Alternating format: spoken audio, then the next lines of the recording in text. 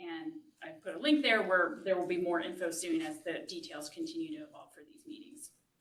And then we're also in conversations and looking for additional ways to reach anglers and others who are impacted by these advisories across the state, because we are definitely hearing from communities about these impacts and that we need to do as much as we can to get these messages out. And with that, I'll stop and see if you have any questions for us. Thank you, Dr. Guidry. Questions? Yes, sir. So concentrations in the river are changing over time. So what's the plan for follow-up studies in order to adjust the fish advisory 2 years from now, 5 years from now, whatever time frame you want to consider? That's a good question, and I would say that we're in discussion about that. It takes significant resources to catch and analyze the fish. And so I think it's something that we need to keep looking for so that we can update advisories when they're warranted. At the moment, we don't update our advisories unless we have additional fish data to inform a change in advisories. So we are really dependent on that fish data. I guess one thing you might consider is using one of your more indicator species like channel catfish or another species as a surrogate for the rest of the population, just to be able to track what happens over time. Trying to replicate exactly what was done with that many different species may be quite difficult, but what you might be able to do is just default to a surrogate. But having been an angler in the past, there's lots of signage around that's like 20 years old that no one follows anymore because they're rusted and like that was put up at who knows when. And so trying to make sure that they're timely fish advisories, I think, are also important to get buy-in from communities affected.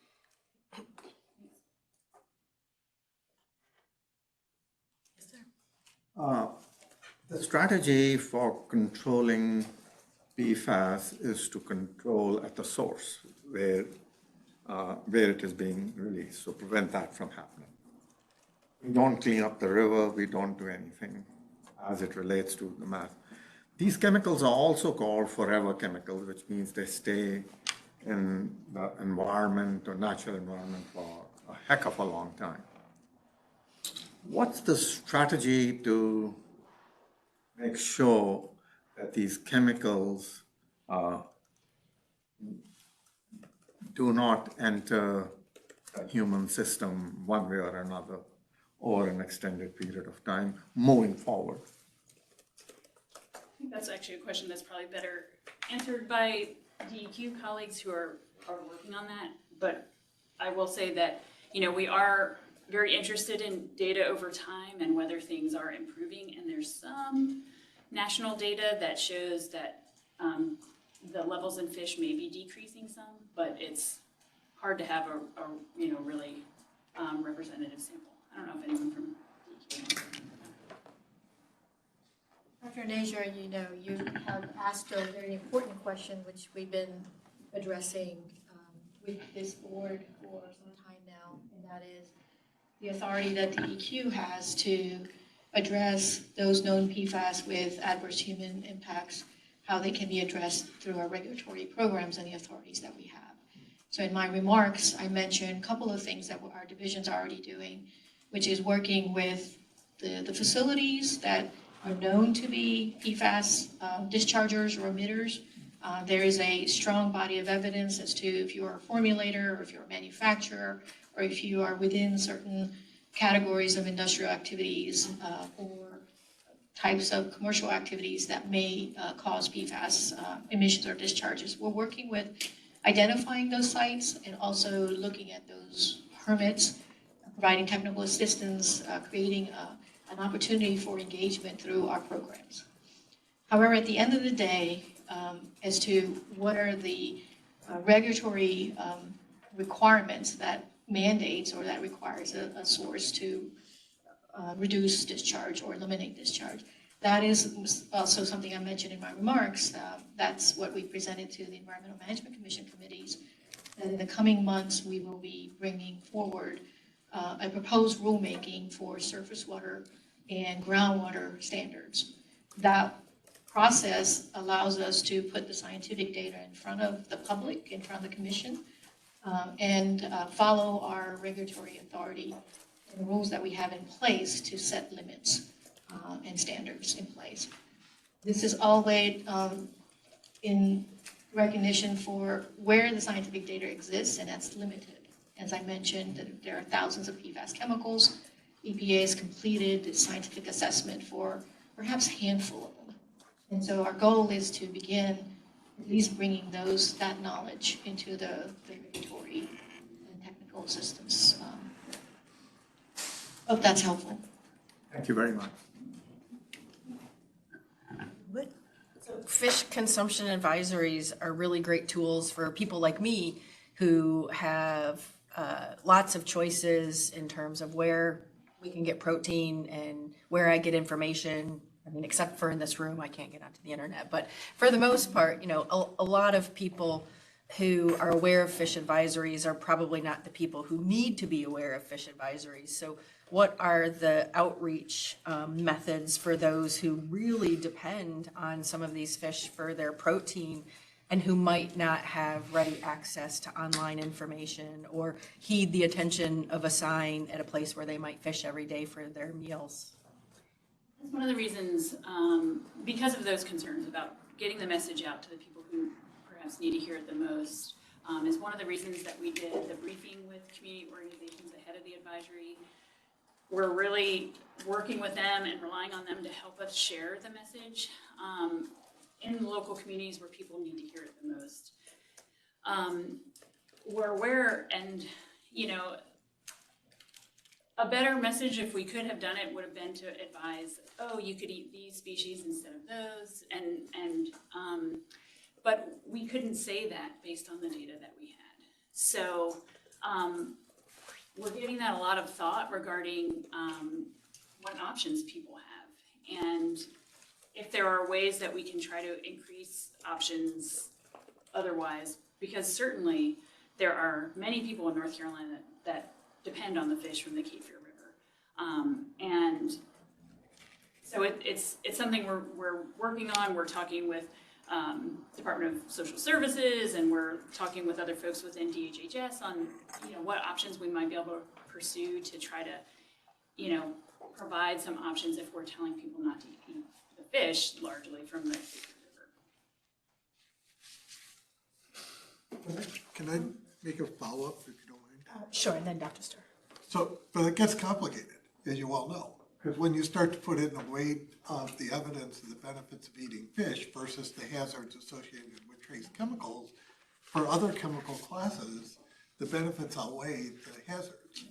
And so, you know, I mean, again, like, if I was actually going to be advising people on, you know, there's no way for the public to weigh that very effectively. You know, and so the advisories right now are basically saying divert and go to a different protein, but the reality is that, you know, that's a risk assessment that the general public really can't do very readily. And so there's a long history of other contaminants showing that balance doesn't always tip to the scale of the contaminant chemical as opposed to the benefits of eating fish. Right, there has been research, for example, on mercury advisories. And when mercury advisories came out, you know, largely because of the advisories, pregnant women stopped eating fish or really reduced their consumption, and there's a lot of benefits of eating fish. And there have actually been studies that have looked at, you know, basically the risks and the benefits and have found that the benefits outweigh the risks. We don't really have that information yet for PFAS chemicals, and I have asked, I have talked to researchers, you know, I've talked to researchers who have done that mercury work, and I said, do you know anything about PFAS? Can you help us weigh the risks and benefits for PFAS? But it just hasn't been done yet. And so I think it's a really important question, and it's a limitation of our work. But given what we know, we really need to share these advisories based on our current knowledge so that people can make decisions as they're able. Dr. Starr? The advisories don't really say anything about the residual risk if a woman is going to eat one meal of a certain species per year.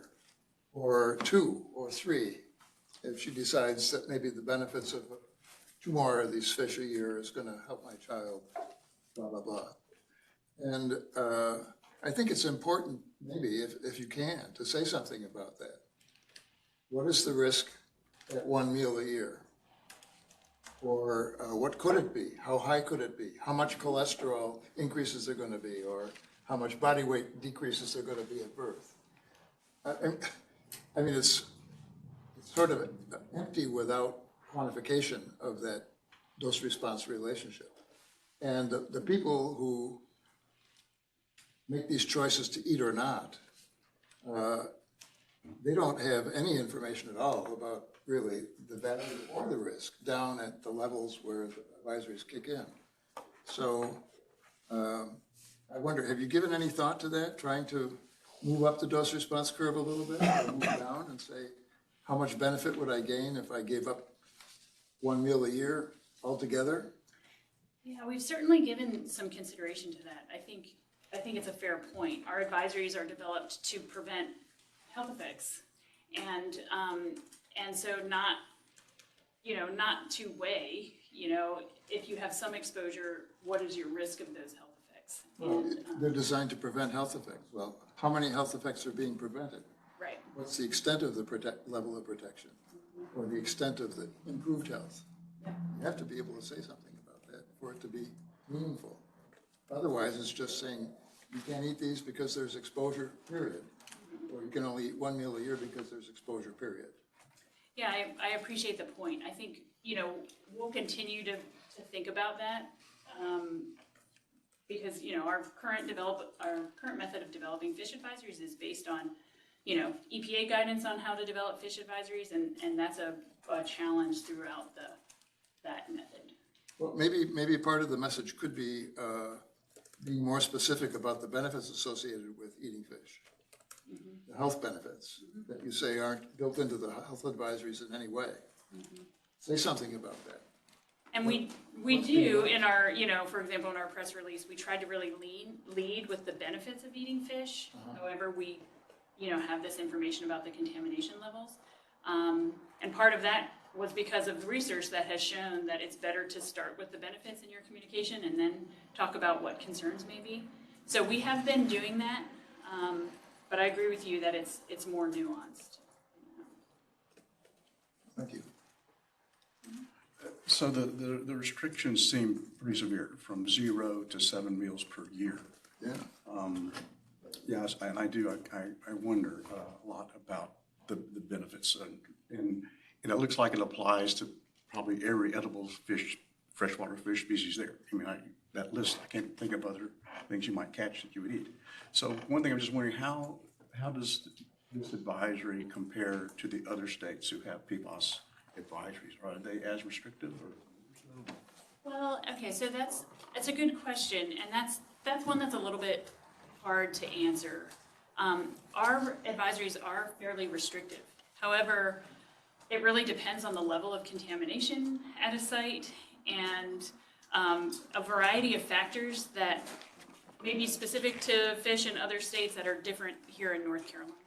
So, so it's really difficult to compare them directly, and then other states use other processes, other calculations to calculate their advisories. So,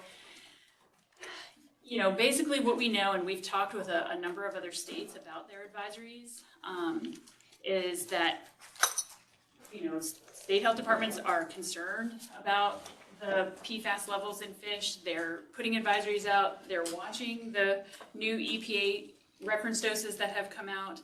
To my knowledge, we are the first state to use them in a fish advisory calculation. And, again, we've talked to other states about that.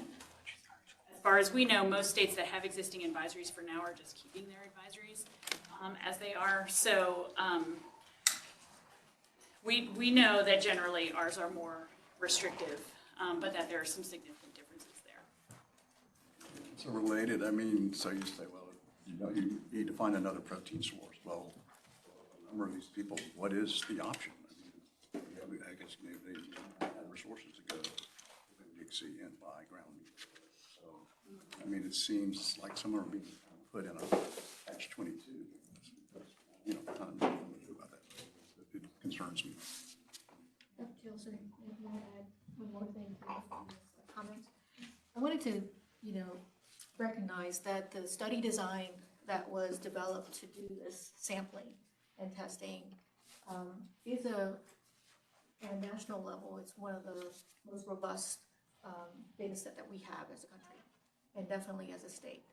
So comparisons to other states may be appropriate in some cases, but maybe not, because the systematic process that we followed to look at these locational as well as species and the complete analysis over time. So that itself provides some confidence in not only the distribution of the data, but also the values that we're getting.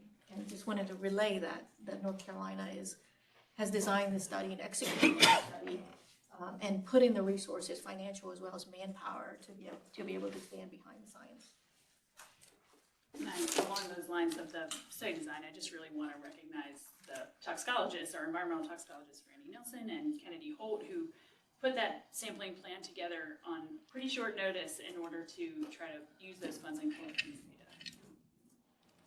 data. Is the trigger point based on a worst case analysis of the data for fish concentrations, or is there any incorporation of uncertainty or variability in the distribution of values?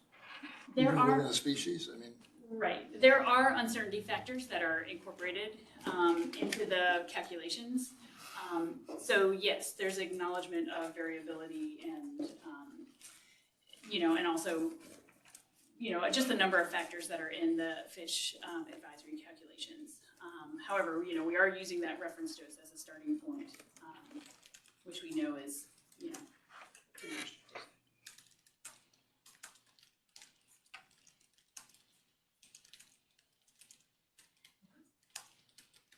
Thank you, Dr. Guidry. Appreciate it. I do acknowledge that this is all these conversations, are all points of discussion and points of tension of wanting to be responsive to the public. This was a request, and to want to also, in an area of known uncertainty, also wanted to be transparent and be able to share the information that we had, understanding that there are some limitations, but wanting to be to share in the most transparent fashion the information we had, and then acknowledge this health risk benefit, but knowing that we didn't have the level of data to quantitatively be able to calculate that risk and benefit, and we had lots of conversation to understand how do we do this. Ultimately, we wanted to be on the side of being responsive to the request from the public, and then being transparent with what we have, but acknowledging those uncertainties. And I think as we move forward, as we get more data, that we can continue to refine that as well. The other point is really understanding the cultural importance of fishing, especially to our Native American population, or some of our subsistence fisher folks. And so really early on, consulting with the Indian Commission, and really as much as possible trying to be aware of and sensitive, even though if we couldn't solve it all, wanted to at least be sure that we were in conversation and partnership with our community on that. So this was a hard one for all the reasons that you all have pointed out, but we wanted to be as transparent as possible, and with the data and the science that we had at present, but knowing that we'll continually to improve on that, as we've done with this whole emerging contaminant PFAS world as well. So appreciate those insights, and we'll continue to improve as we go forward. On a related topic, I'll turn it over to Franny to talk about some of the fish data, and then also after that, we did receive some public comments related to this topic that I think most of the board member got, but I wanted to raise that up and address some of the recommendations that were made as well. So, over to you.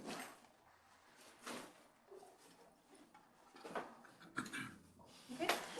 Good morning, everybody. My name is Franny Nelson. I am the environmental toxicologist at DEQ. And today I'm going to give you a brief update of the Cape Fear River Fish Project that the DHHS Fish Consumption Advisory was based on, and our and forward with the remaining fish data we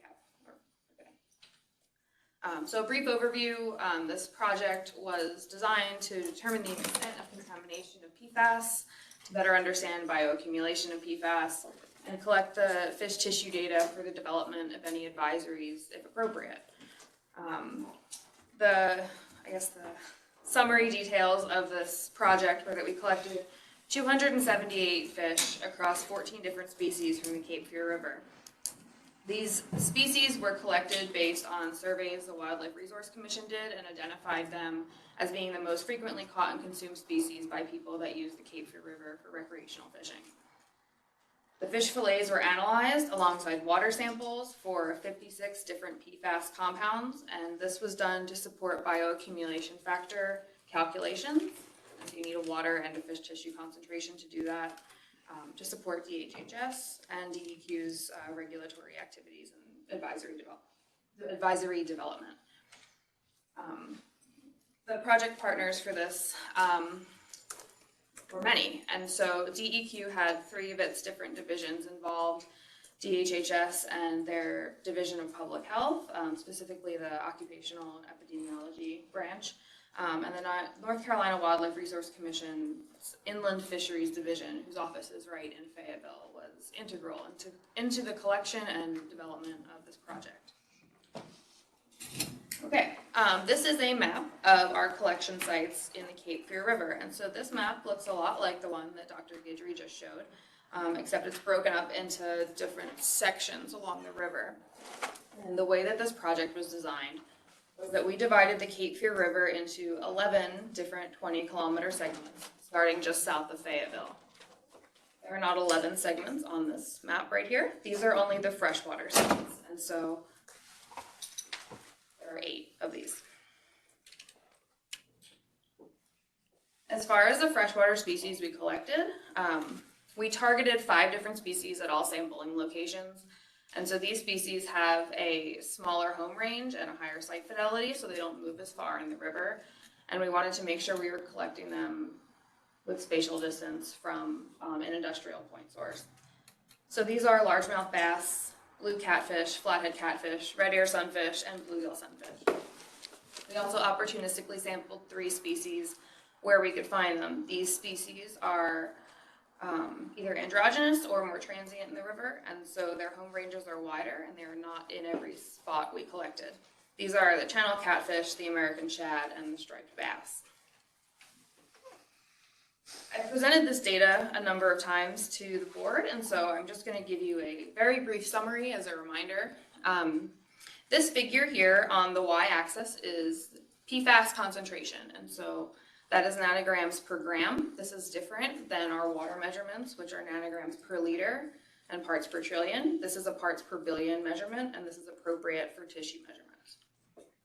Along the x-axis are the different sites we have. These are only the freshwater sites, and so there are 8 of them. They go right to left, north to south. So A is the one right south of Fayetteville, and then they go in the southern direction towards just north of Wilmington.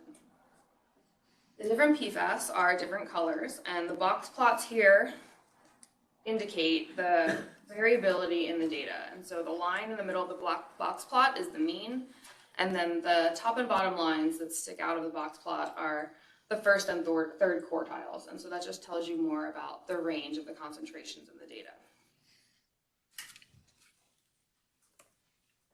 These are all of the fish at each site. And so you can see that when you put all the fish together, the PFOS concentration, which is this light blue box, is much higher than all of the other PFAS we detected. We know more about PFOS's bioaccumulation in fish. This is not entirely what was expected, but this is not uncommon or irregular in terms of freshwater fish samples. I should have shown this figure first. This is the same layout of data, but it's separated by species. And on the y-axis here, we only have the PFOS concentrations. So it's left to right, north to south on each of these little graphs. And so if you look at just the PFOS concentrations, at each site for each species. They are variable, but they're not significantly different. They're variable between the species, but within a species, they're not so different. And so while the PFOS concentrations did look much higher than all the others, they don't vary so much between the sites in the river. Just a brief reminder.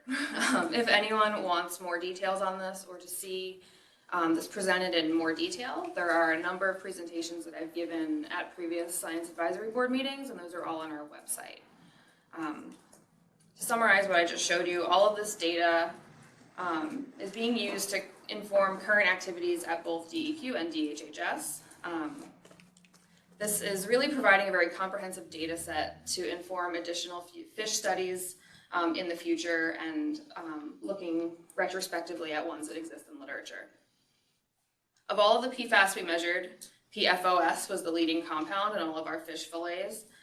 And this is in line with many other studies that examine PFAS in freshwater fish.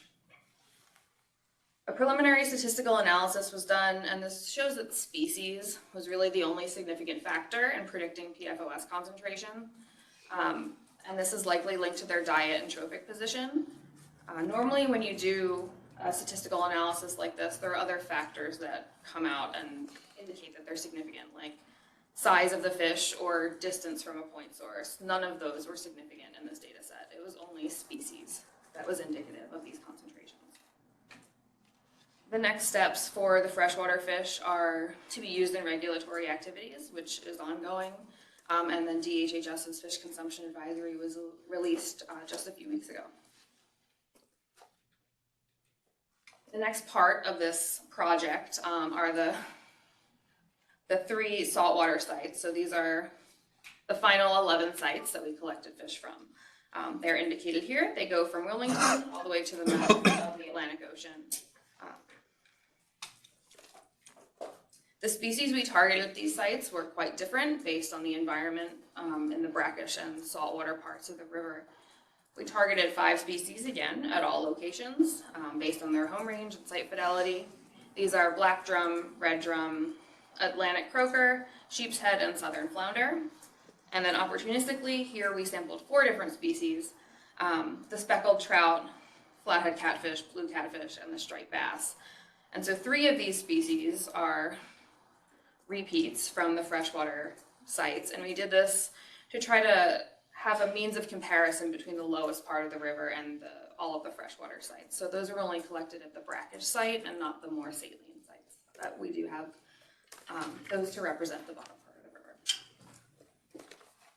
As far as the next steps for this data, or the summary, I guess, we collected a lot of diverse saltwater species, more than we anticipated. There's a total of 67 of these fish across 9 species. And so the original 278 and 14 species, this is included in that large number.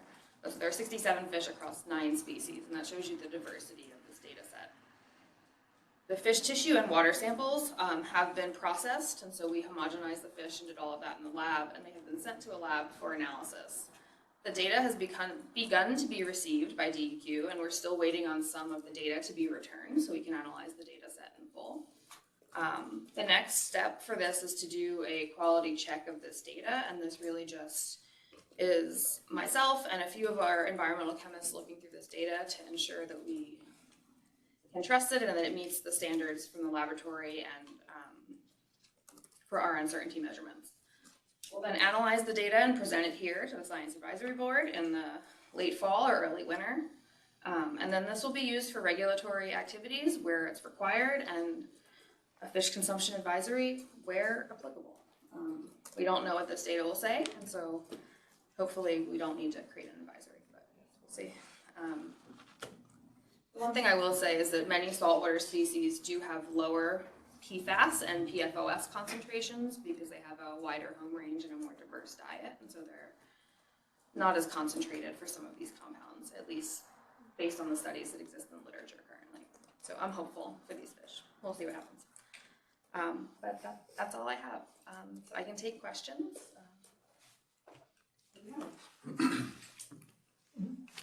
So it's maybe not even a question, more of a comment for the freshwater data and ultimately the saltwater data. I didn't see for next plan's submission of like a peer-reviewed publication of the data, because it's actually important that you try to get that data into the general press. Yes, that is definitely part of the plan. I had an intern and a temporary employee that has begun writing this publication, and so I also have a STEM policy fellow that is starting next week that is going to spearhead the rest of the publication process for both the freshwater and saltwater fish. In progress, but it's a little slower than if I were at an academic institution. And then actually another just comment along those same lines is having a case study showing how the data feeds into development of a fish consumption advisory could be useful too, especially for, both other states within the US, but also for Europeans that are finding similar problems in the Netherlands and elsewhere. That's a great suggestion.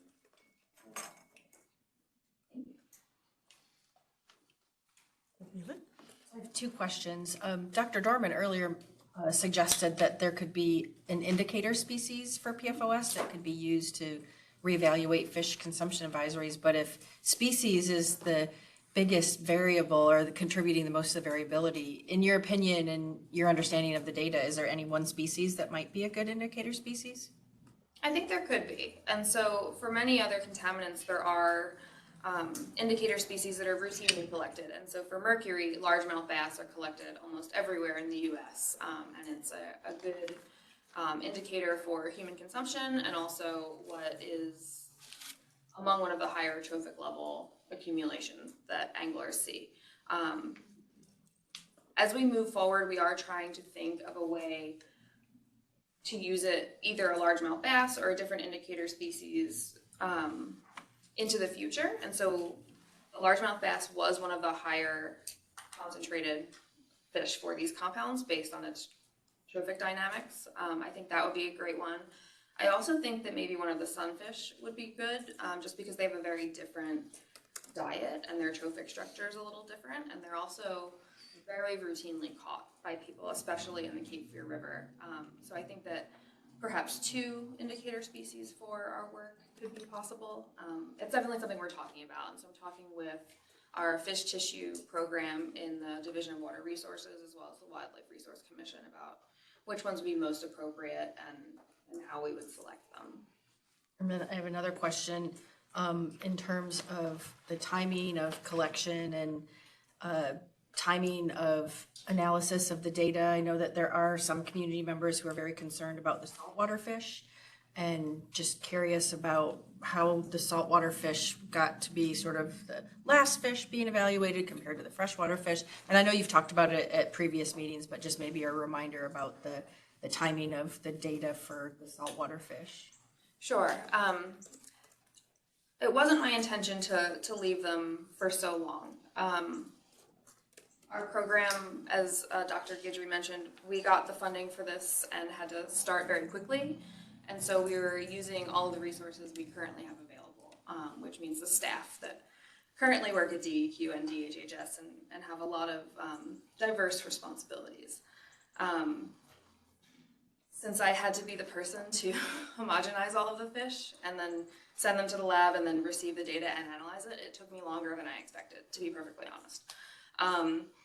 Once we started to see the data, we started to realize that a fish consumption advisory was likely, and the focus became processing this data to the point where we could share it with DHHS and they could begin their regulatory activities as fast as they could.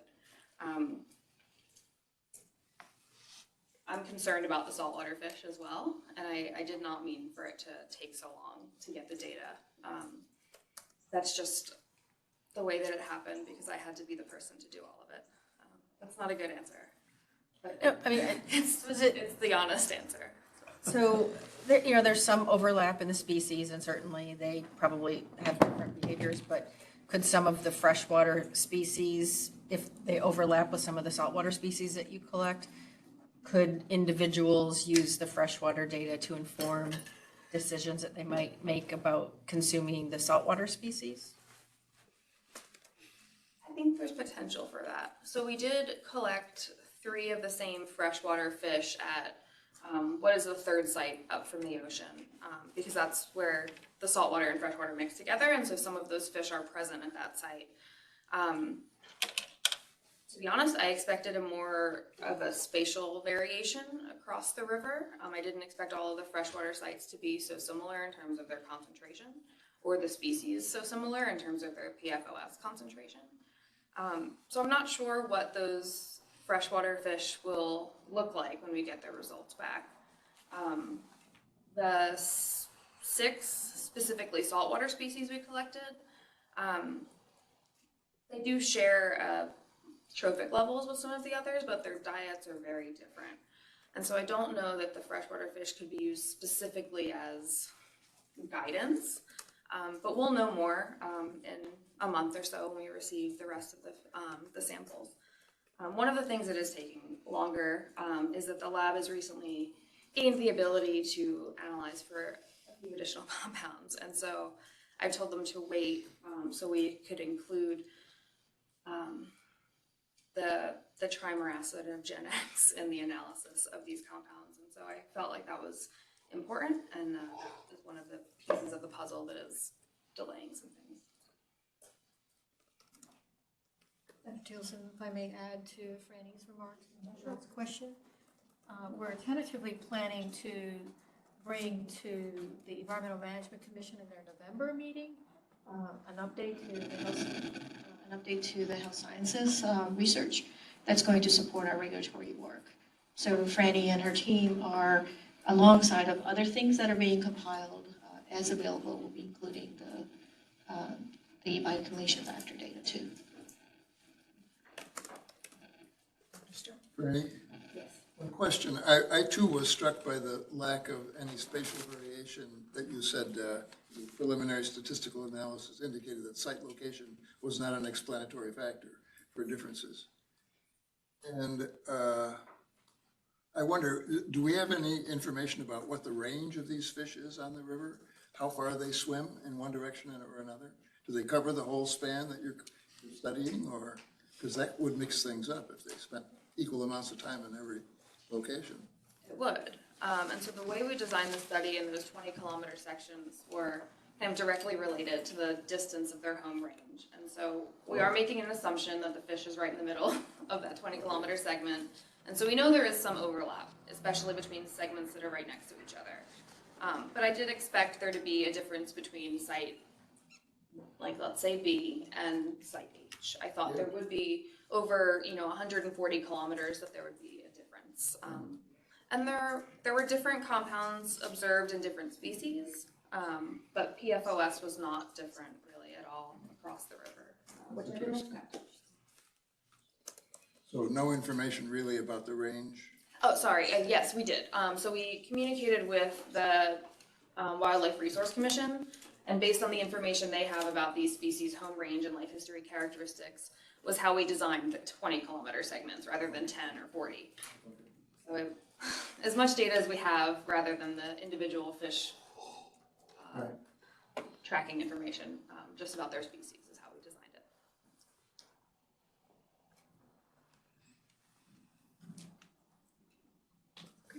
Thank you. And we do have the portion for the public forum in the afternoon, but I did want to do a little privilege in that we did receive some comments specific to this topic that I just wanted to share along with some recommendations, and so I'll just take privilege to do that now. The board received this via email, but I'll just go through those comments and those recommendations, and I am going to ask for some grace and humility, and want to be sure that I'm not being disrespectful. I'm not sure that I'm going to be able to pronounce the tribes correctly, so I'm going to please ask for some grace and recognition of humility ahead of time for that. So yesterday, the board members did receive comments from the North Carolina Stop Gen X, from the Skokora Wakun Indians and the Skokorea Katanoaka Tuscarora people. And they wanted to submit comments to the board. Several comments. One, acknowledgement that the fish from the Cape Fear River have significant cultural value for Native Americans, people of color, and provide subsistence for low-income residents. Fish consumption is part of cultural traditions, religious practices, and is a basic food. For substance, DHHS's Fish Advisory reflects the heightened concern over PFAS exposure for pregnant women, women of childbearing age, nursing mothers, and children. Chief Eagle Elk of the Skakora-Wacoon Indians acknowledges the importance of the advisory, but he also feels it leaves people with few options. He said that the polluters and officials who are slow to act are hampering the tribe and subsistence anglers in general from providing for themselves. Eagle Elk of the Skakora, Katanuaka, Tuscarora people stated that getting the word out and getting people to stop eating fish from the Cape Fear River will be daunting. Beth Marcassino from the North Carolina Stop Gen X in our water stated the fish advisories do not include fish from the lower Cape Fear region, including Southport and Wilmington. This does not mean these areas are exempt from the advisory, only that DEQ and DHS has not finished processing samples in those areas. We are recommending to the board DHHS post advisory signs along the Cape Fear River near boat ramps and popular fishing areas. As you heard from Dr. Guidry, we have the templates. We work with our local agencies to have good knowledge of where is the best place to post those signs, and we'll be working with our community partners on the location of those signage posting. Second recommendation, DHHS send out PFAS fish advisory letters to all permitted fishermen, including subsistence and commercial fishers. Again, we've been working with the Wildlife Resource Commission, who have the list of the permitted fisher people. So we're working on ways we can disseminate communication for that, as well as places where people come for in-person to get their permits and think through the signage and notification in those places. Fourth, DHS hosts public information sessions regarding the PFAS fish advisory in the New Hanover County, Brunswick County, Pender County, and Fayetteville. Again, you saw our initial plan for our community advising, and then as we get more of the saltwater potential fishes, we can include some of those lower counties that may or may not be included. And then finally, DHS update the lower Cape Fear region when fish samples from Wilmington and Southport are processed. And again, you've heard some of that in our plans for that. So I wanted to acknowledge that and then respond to some of those recommendations. Thank you. Yes, sir. So I was curious, I went to the website on, DHHS's website for fish consumption advisories. There's already existing ones for the Cape Fear that have been present for years. So how are you going to communicate which one takes precedent over the other ones? Like some of the fish advisories say like eat bluegill once a week, and this may now be telling people don't do anything. So are you going to, like, how do you just get that message across in a way that the general public can quickly understand what the competing fish advisories for mercury and hexavalent chromium and PFAS are?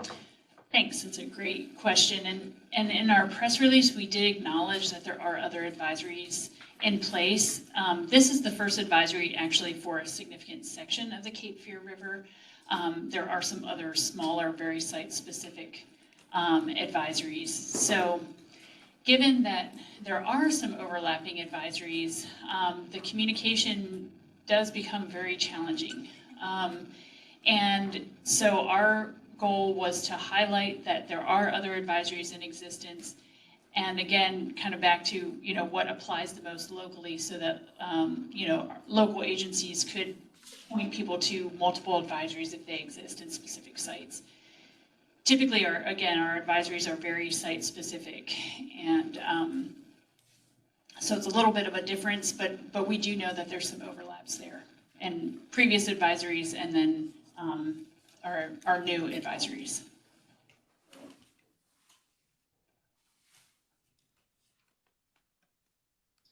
Okay, thank you very much.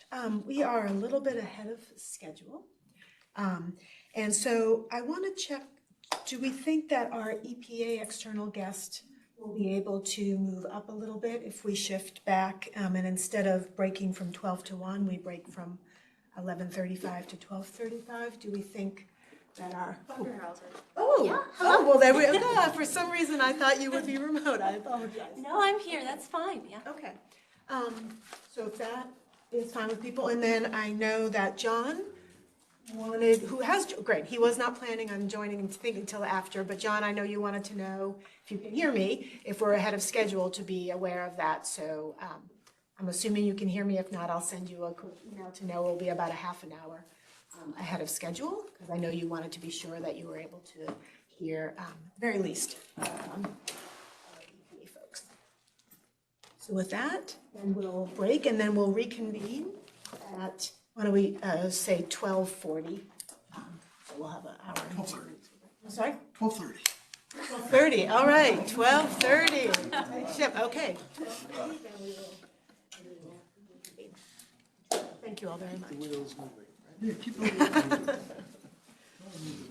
We'll start a little ahead of time with our afternoon agenda. I communicated with John over the lunch, and he has a fire alarm, and so is out on the sidewalk, but thinks he'll be able to come back in, and he wants to be sure to hear your presentation. So hopefully he'll be back in this hotel. And he's safe. Okay, good. That's important. Okay, so we are going to start with DEQ and the Division of Air Quality. I'm going to turn it over to Mike Brzezinski, who's also then going to turn it over to his other colleagues, and we will hear from DAQ. All right, thank you, Madam Chair. Good afternoon, everyone. I'm Mike Brzezinski. I'm the Director of the Division of Air Quality. Good to see you again today. Before we jump into our presentation, I just want to take a moment to update everyone on some staffing within DAQ. We have a new Deputy Director within Division of Air Quality. Taylor Hartsfield is with us today. She comes to this role with over 10 years of diverse experience in Division of Air Quality, most recently in our Raleigh Regional Office, where she oversaw permitting, compliance, and monitoring activities for that region of the state. So we welcome Taylor to that position and expect you'll see more of her in the future. Thank you. All right, so we're going to jump into our presentation today, and we have two of our staff, Robin Barrows, who's a supervisor of our Allied Programs branch, and Joelle Burleson, also from our planning section, to walk through the presentation of our priorities for 2023 and 2024. Thanks. Thanks, Mike. Good afternoon. Thank you for inviting me.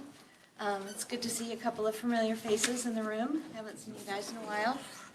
But I am Robin Barrows with the Division of Air Quality. Okay. Run my own slides here. That's okay.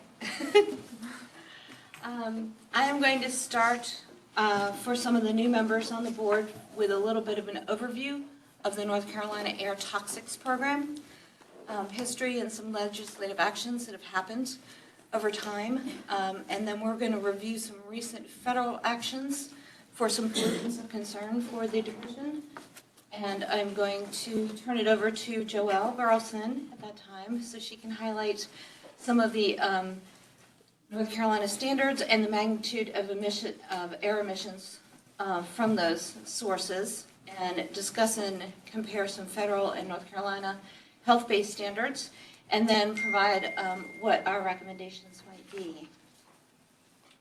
So the North Carolina Air Toxics Program was born in the mid-'80s, before the federal government started with their program, with their toxics program. It was born because of concern of health pollutants, and then it was also born because we had an executive order from Governor Martin that provided us with the ability to start the air toxics program. So in the mid-'80s, the state went about identifying sources of air pollution and the toxic air pollutants that came from those sources. In the mid-'90s, we added those toxic pollutants to our rules and regulations as acceptable ambient levels. And those were based on the best scientific information and data that we had at the time. Over the course of time, some of those have changed based on new scientific data. Some of the folks in this room, some of the SAB members in this room have helped us with those changes, those AALs, the acceptable ambient levels. And currently, we have about 91 toxic air pollutants in our program, in addition to some other hazardous air pollutants. But we have 14 unique toxic air pollutants for which there is no hazardous air pollutant component. In the mid-2000s, the legislature of North Carolina, including some industry, started taking a look at the air toxics program, and they wanted to see if there was any areas where there was duplication between the national emission standards for hazardous air pollutants, which is what EPA has set forth, and the air toxics program. So in 2011, we had to look at their program and look at it hard and make sure there wasn't any regulatory burden to those sources who had a federal regulation and a state regulation. So then in 2012, Session Law 2012-91 provided an exemption to the state's air toxic program. And that exemption said that if there was a federal rule in place, then there would not be a state air toxics rule in the same place for those particular sources. However, that session law did give us the ability, DAQ the ability, to review those emission sources, and if we found that there was still an unacceptable risk to the human health of people who lived near these sources, then we could still use our state air toxics program to regulate those particular pollutants. Next slide. So some of the things to point out to you to compare the two programs. North Carolina's program is based on preventing exposures to the toxic air pollutants that are in our rules. It's a flexible solution for compliance. It is based on facility-wide emissions and not just a source or two at the particular facility. And it's designed to supplement and complement the federal rules and not be overtaken by them. So the federal air toxics program reduces emissions based on control technology or emission limits. It's specific to certain sources at a facility, say a boiler or a engine. And it's specific to certain hazardous air pollutants that particular source emits. So it's not comprehensive. It's not something that controls all sources at that facility. Next. So that was just a really tiny look at what our air toxics program is. I could probably stand here all day and talk to you about it, but I won't. Some recent federal actions for pollutants that we are currently concerned about include ethylene oxide. In 2016, EPA revised the health standard for ethylene oxide in IRIS. And since that time, they have undertaken updating several of their national emission standards for hazardous air pollutants rules through their residual risk and technology review. The first one that they looked at was the miscellaneous organic chemical manufacturing. We lovingly call this the MON. It was finalized, the final was in 2022 in December, but they have a reconsideration out for that based on some additional information they received, and that was promulgated in April of 2023. The ethylene oxide emission standards for sterilization facilities, this is for commercial sterilization facilities only, was proposed in April of 2023. And that includes emission standards for previously unregulated sources, for instance, fugitive emissions. They also have the synthetic organic chemical manufacturing industry, or the acronym within the acronym, the Hazardous Organic National Emission Standards for Hazardous Air Pollutants. We call that the HON, and it encompasses a large amount of industry. And it was proposed in April of 2023. And additionally, in April of 2023, the ethylene oxide production NESHAP was proposed. All of these include emission limits or additional control technology for these sources of ethylene oxide because EPA deemed there was an unacceptable risk from emissions from these sources. Thank you. The next pollutant I would like to discuss is acrolein. The health-based standards have not been updated by EPA since 2003. And there is a reference concentration. So it is not considered a carcinogen, but it is considered a toxic. Regulatory actions include the plywood and composite wood products NESHAP. It was proposed in May of 2023. And it also has HAP standards or emission limits for this particular pollutant, including some others. But this is one of the ones that EPA is concerned about.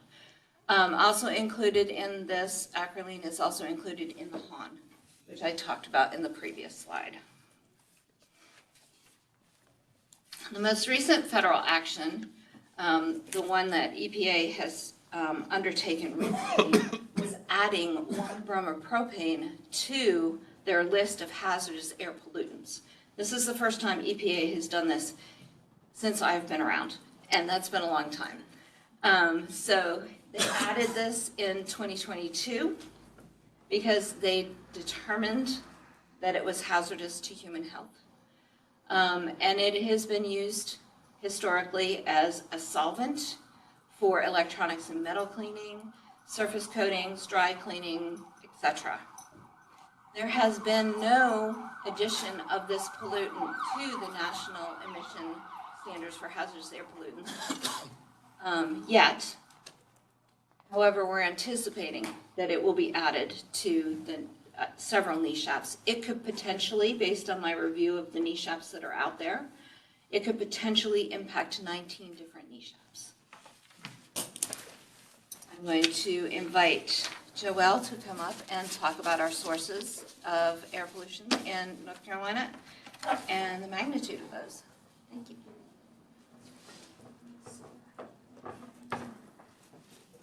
Good afternoon. I'm Joelle Burleson with the planning section, as Mike introduced me earlier. And this is actually, the next few slides are actually work that Robin and her staff have done, represent some of that review. So to give credit where credit is due, and I'll go ahead and provide you just a little bit of information and background on these sources.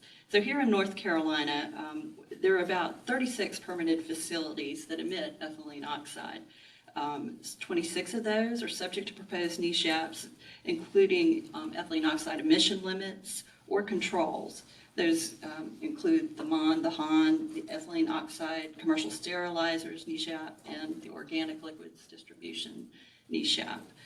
There are a little over 1,000 pounds emitted in North Carolina by these sources in calendar year 2021. The various industry types are shown here in the slide that could be that are sources of air emissions here in North Carolina for ethylene oxide. And it's a broad range of sources, as Robin mentioned earlier, including fabric mills, textile finishing, blown glass, boat building, and all the way through unison packing and crating operations. EPA proposed the rules that Robin mentioned earlier, and those rules include emissions from fugitive sources, which are not included in our 2021 emissions inventory. So these emissions do not represent or include all emissions from the sources in these categories. It has been found that emissions from fugitive sources do, however, propose a greater health risk than previously thought because they have not been controlled with technology. And Robin may have mentioned earlier, but as of yet, EPA has not proposed, but is planning to propose a regulation for hospital sterilizers. The 2022 review of those sources in North Carolina indicated that most small hospitals do not sterilize on site at this point in time. We do have very few hospitals that even have air permits for other emission sources. The next pollutant that I'd like to cover the inventory on is acrolein. Here in North Carolina, you can see that there is a broad range of industry that can have acrolein emissions and did in calendar year 2021. In 2016, looking back, we had 512 facilities that emitted approximately 166,000 pounds of acrolein. But when we went back and reviewed our most recent available calendar year 2021 inventory, there were only 421 facilities emitting almost 139,000 pounds of acrolein. So we have 91 fewer facilities, 26,000 pounds less emitted of acrolein, and so that's roughly a 16% reduction in emissions between 16 and 21.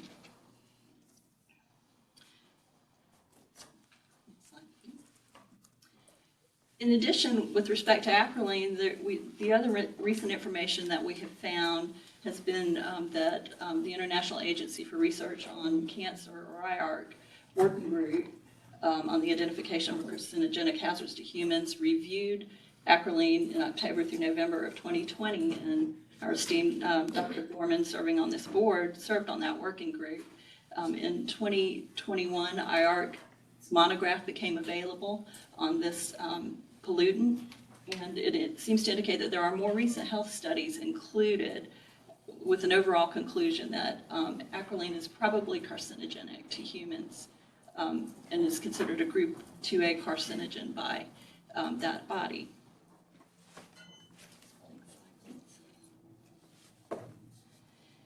The other pollutant of interest that we've been discussing is 1-bromopropane, and in North Carolina, because this pollutant is not yet listed on our state inventory list, our source of information has been the toxics release inventory. And in looking at the calendar year 2021 inventory, only 2 facilities reported air releases of 1-bromopropane.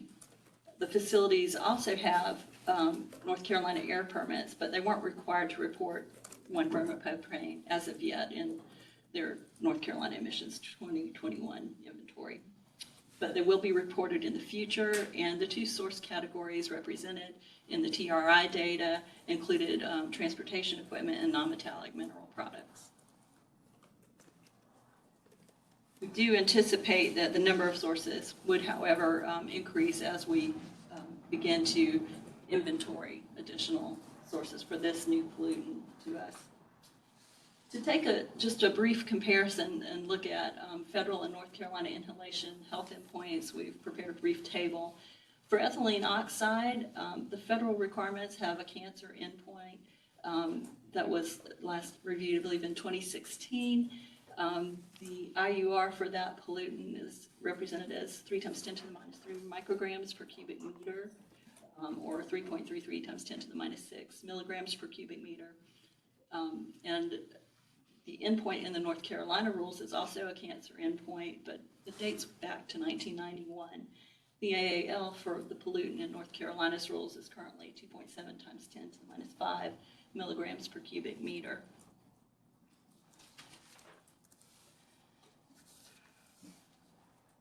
I would note that also, I believe there's a note here that the IRIS value was revised, or the RFC was revised, but it is the same value that it was previously of 2 × 10⁻⁵ milligrams per cubic meter.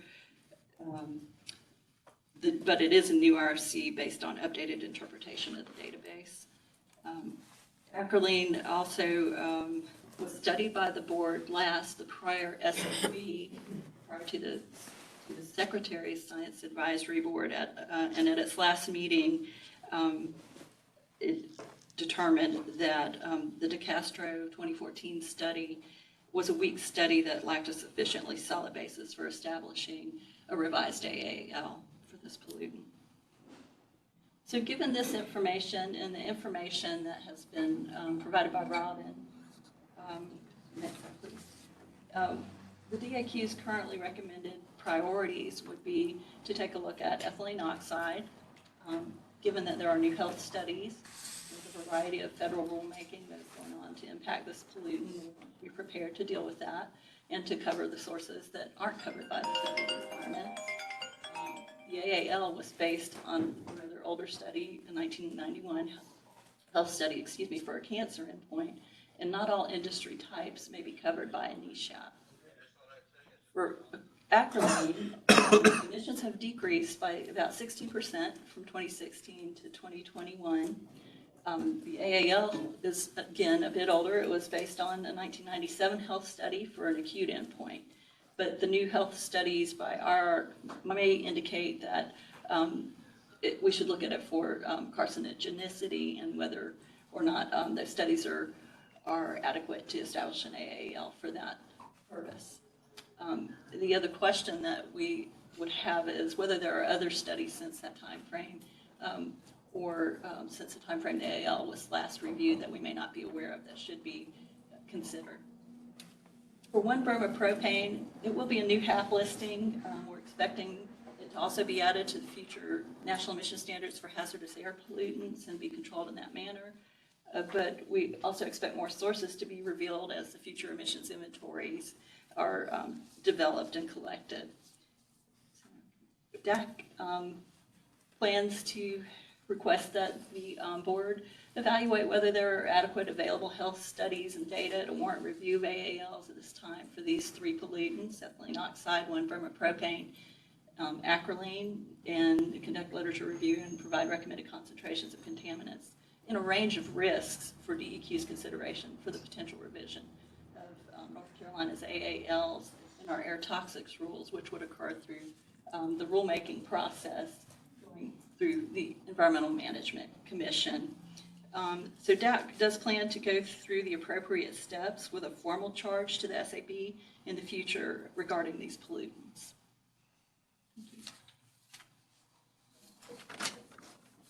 And that's the end of our presentation for today. Thank you. Any questions or feedback from the board for the DEQ? I'm just curious. I saw that one of the major emitters of ethylene oxide were colleges, universities. Was that because of colleges and universities with hospitals? Or do you not know that level of detail? I don't know specifically, Robin may.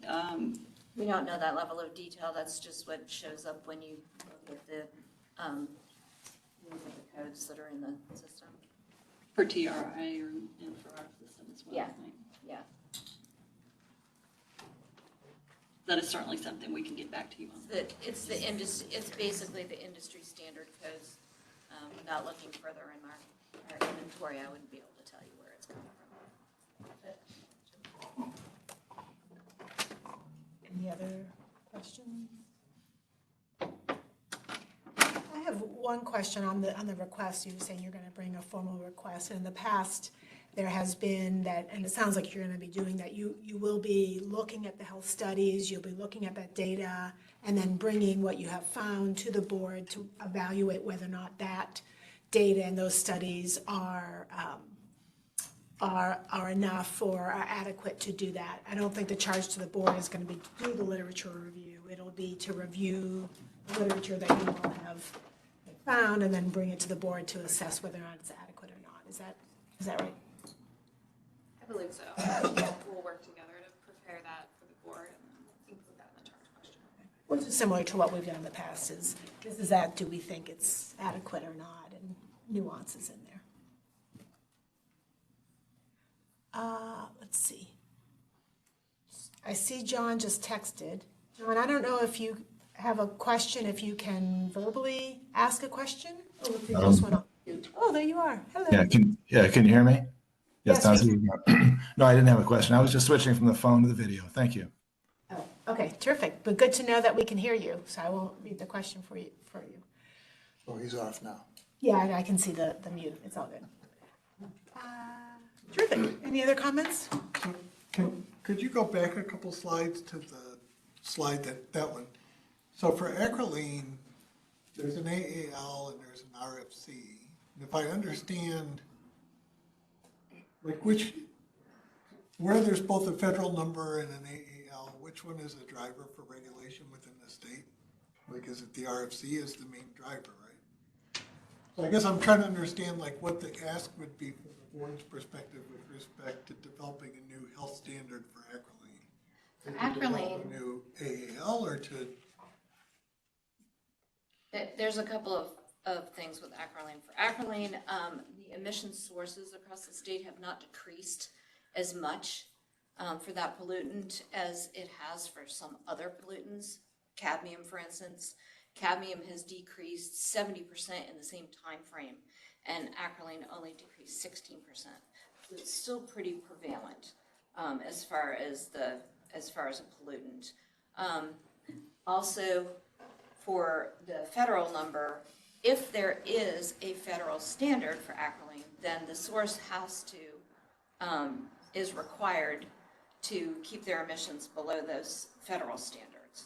But for the AAL, if there is no federal standard in place, then we look to the AAL, and the facility has to keep their emissions below that. Right, so like right now, the emission standard is the RFC because it's more stringent. Not across the board, no. There may be sources at that particular facility that emit acrolein that are not regulated by a federal rule.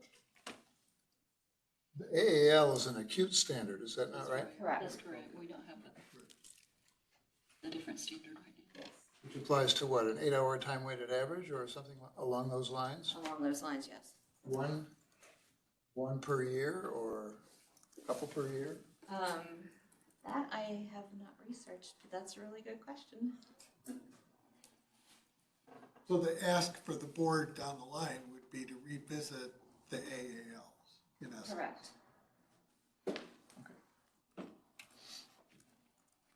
And if I may, Madam Chair, Couldn't help it. where's his voice coming from? It's on my lovely. From the corner over here. With regard to 1BP, obviously we do not have an AAL, so the spirit of the ask there would be to determine whether the development of an AAL would be appropriate or not, if the science would support going down that road. And back to the acrolein question, yes, I mean, you're right, absolutely, that we would be asking the board to look and see whether the current AAL is appropriately set, and see if there's any new science or data that would support changing it in any way. But back to Dr. Dorman's question, just to maybe give a little additional information, what's the driving regulatory component there? The AAL is the state level risk-based number. There are federal technology-based standards and limits for this compound for a variety of source categories that we covered earlier. So it just depends on the source category and the source, I guess is kind of the short answer.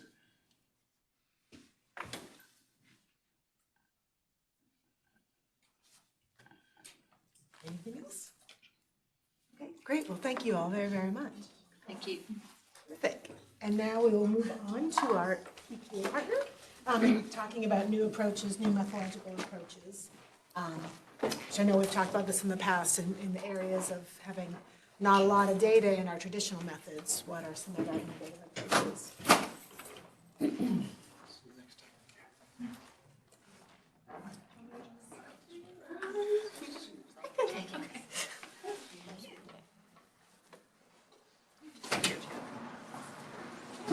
I'll use the mic. I have kind of a soft voice.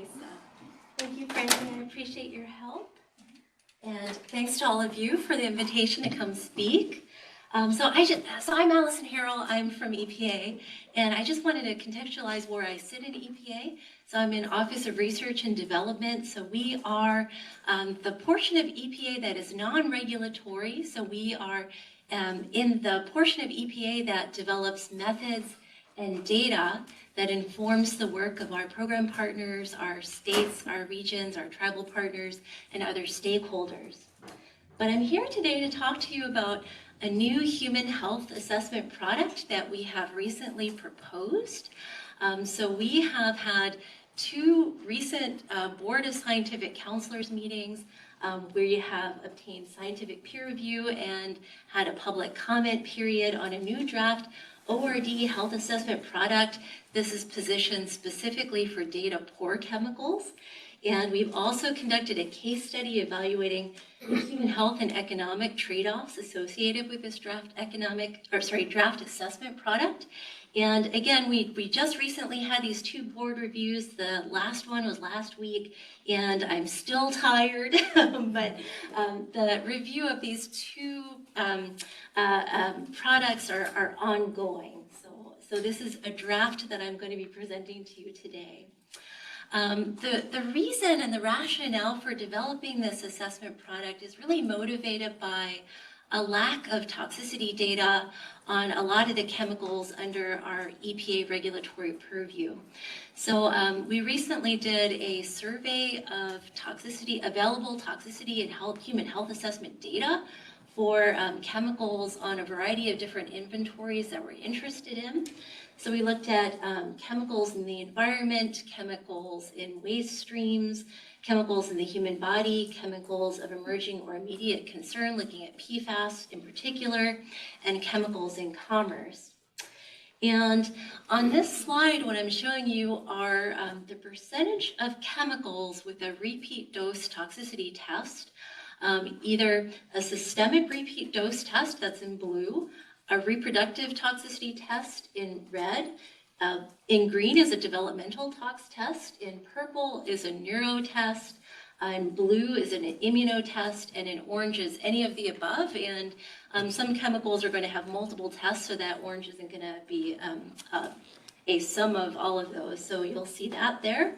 But what you can see is that across all of these inventories that we're interested in, fewer than 50% of chemicals have any repeat dose toxicity data associated with them. And the story is really similar if we look at human health assessments that are associated with these chemicals. So here we looked at same chemical list, but whether or not these chemicals have a human health assessment that is associated with IRIS, PPR-TV, ATSDR, our Office of Drinking Water Standards, our Office of Pesticide Programs, or any of the above. And what you can see is fewer than 30% of chemicals have an associated human health assessment, so that our ability to regulate these chemicals is not there because we just don't have the data to do it. So what we really need are ways to assess these chemicals more expediently. And the other thing I want to emphasize here is the time and resources that it takes to evaluate a chemical. So the typical time from chemical identification to finalizing a toxicity assessment can range from 2 to 10 years. And following that toxicity assessment, the time to actually perform the human health assessment component can be 4 or more years, and more complex assessments can take 10 years or more. And so what we're really talking about is from start to finish, 6 to 14 years in some cases, to be able to start getting the information that we need in order to make decisions about regulating a particular chemical. So what we started thinking about was ways to leverage new sorts of information streams and technologies in order to expedite this process. And one thing that we looked at was the advances in transcriptomics. Advances in genome sequencing technology have the potential to apply to human health assessment. And there's been a lot of data out there that have shown that looking at transcriptomic points of departure are highly concordant with apical endpoint points of departure. And I'm showing you that on the right-hand side of the slide here. So this is looking at the dose-affecting gene activity versus the dose-affecting apical endpoints. You can see that those doses are highly concordant for these 40 or so chemicals that we assessed from the literature. So those point of departure is highly concordant. So what we attempted to do in this assessment was a number of steps. So our goal for this assessment development was to develop and operationalize a new human health assessment for data-poor chemicals, again, but we wanted to develop something that could be completed from the time of chemical procurement in less than 9 months, ideally. So our objectives for this development program were to review the relevant literature, refine a dose response analysis pipeline and operationalize that, compare the error and concordance from a transcriptomic point of departure to apical endpoint points of departure, develop a standardized method, and develop an example assessment for data poor PFAS so that we can demonstrate this approach and have it evaluated. And then the last piece was to conduct a socioeconomic analysis to assess the relative benefits of this particular assessment product versus the traditional assessment paradigm. So in order to have this framework evaluated, we developed 3 different reports, and these are all available for public consumption. These are available via the Federal Register. So we have these 3 reports, and these are really tailored to meet our objectives that I just outlined. So the first is the scientific studies supporting the development of the EPA transcriptomic assessment product. The second one is the standard methods describing the EPA transcriptomic assessment product, or ETAP.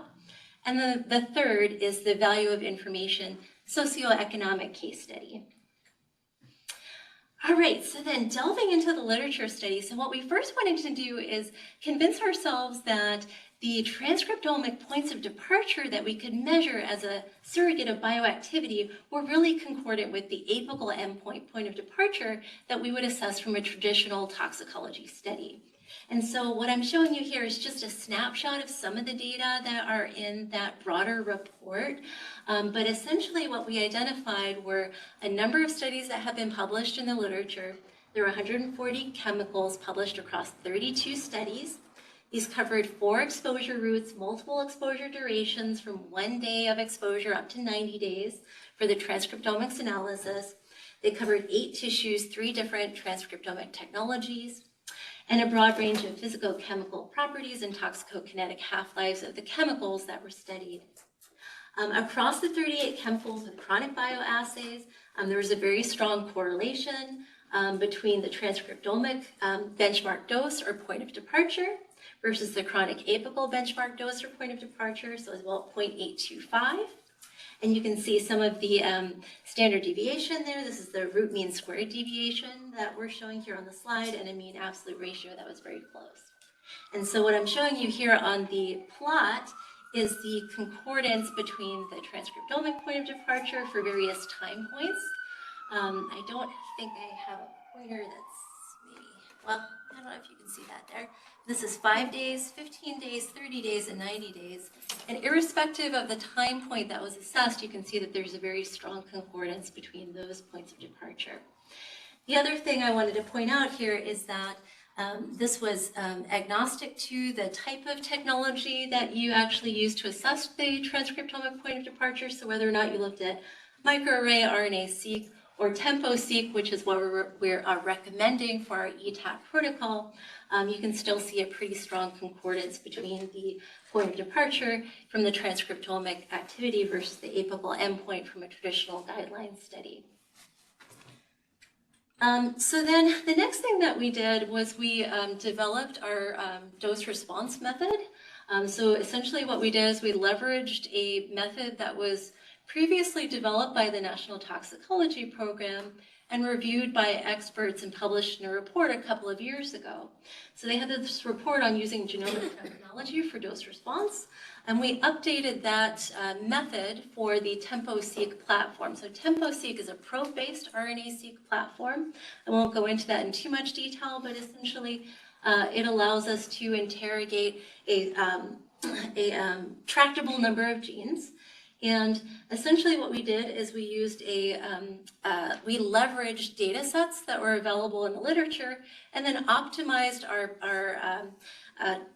our assessment framework for using 48 different combinations of dose response analysis parameters and a software package that was developed by the EPA, NTP, and Health Canada and has been available for public use for many years and was also vetted by this NTP expert group. And so what we did is we evaluated these various parameter combinations, optimized it for dose concordance, and then we're showing you here the correlation metrics for our optimized parameter set. And this is all, again, included in that standard methods document. Okay, so then what we've got is our conceptual approach for the ETAP. So what we have in our standard methods document is a very specific guidance for how to actually conduct these studies. Again, this is an ORD assessment product, so the idea is that ORD would be conducting these studies. The method is subject to peer review, and we're focused only on data poor chemicals, and I'll go into that in a little bit more detail. And then again, we have this highly standardized ETAP template. So each of the chemicals that we assess will be published in this highly standardized templated format. There's minimal free-form text. Each of these assessment products will be reviewed by QA staff. And because the method is being peer reviewed, what we are proposing is that the assessment products, because there's minimal mechanistic and expert interpretation, the assessment products themselves will not be expert reviewed and will actually be able to be released on a more expedient timeline. And I'll go into that in a little bit more detail. So this is what the overarching workflow looks like for the development of the ETAP. So there's an initial database and literature survey to inform whether or not this is indeed a data poor chemical. Then the second phase is the conduct of the in vivo study and assessment of a transcriptomic point of departure and dose response modeling. And then the last phase is derivation of a transcriptomic reference value and the actual reporting via the assessment product. So in that first phase, what we do is an initial screening using EPA databases, and specifically this is done via ToxFile database. We look for whether or not there are any repeat dose toxicity data available. If there are data available, we stop and we decide that this is not suitable for an ETAP and maybe more suitable for something like an IRIS assessment or something else. If there are no data available, we proceed then with systematic evidence map development, where we actually use PICO criteria to evaluate the available literature. Relevant studies are summarized in Distiller SR, which is one of our available software packages. We may include some confidential business information if those are available to the agency. And only chemicals that are confirmed to have no suitable publicly available mammalian in vivo repeat dose studies or human evidence are eligible to progress into the ETAP program. Okay, so then we begin with our process. Once we acquire the chemical undergoes analytical QC and dosing solution characterization. The in vivo study component consists of dosing male and female Sprague-Dawley rats. There's an N of 4 per dosing group.